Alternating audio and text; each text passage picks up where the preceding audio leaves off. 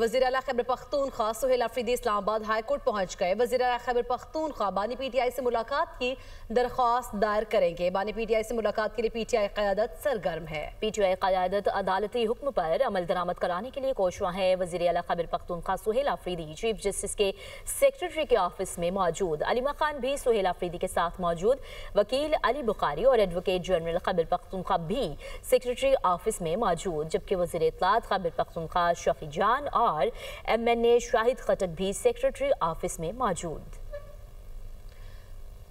वज़ीर आला Khyber Pakhtunkhwa Suhail Afridi Islamabad high court पहुंच गए हैं। इसी पर बात करेंगे। रिजवान काजी हमारे साथ मौजूद हैं। रिजवान काजी, आगाह कीजिएगा, मुलाकात की दरख्वास्त दायर करने जा रहे हैं आज।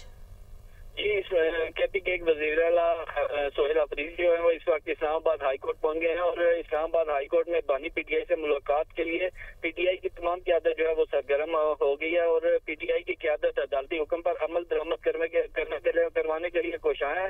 वज़ीर आला खैबर पख्तूनख्वा सुहेल अफरीदी इस वक्त चीफ जस्टिस के सेक्रेटरी ऑफिस में मौजूद है और पीटीआई की रहनुमा अलीमा खान, वकील अली बुखारी, एडवोकेट जनरल खैबर पख्तूनख्वा, वज़ीर इत्तलात खैबर पख्तूनख्वा शफी जान और MNA शाहिद खटक इस वक्त जो है वो सुहेल अफरीदी के साथ चीफ जस्टिस के सेक्रेटरी हैं उनके ऑफिस में मौजूद है और पीटीआई की क़यादत की जानब से बानी पीटीआई से मुलाकात करवाने का जो अदालती हुक्म है उस पर अमल दरामद करवाने के लिए इब्तिदा की जाएगी। ये भी तवक्को की जा रही है कि उस पर अमल दरामद के लिए पीटीआई की जानब से एक नई दरख्वास्त भी इस्लामाबाद हाई कोर्ट में दायर की जाएगी। जी, नई दरख्वास्त भी दर्ज की जाएगी इस्लामाबाद हाई कोर्ट में। रिजवान काजी आगाह कर रहे थे, आपका शुक्रिया।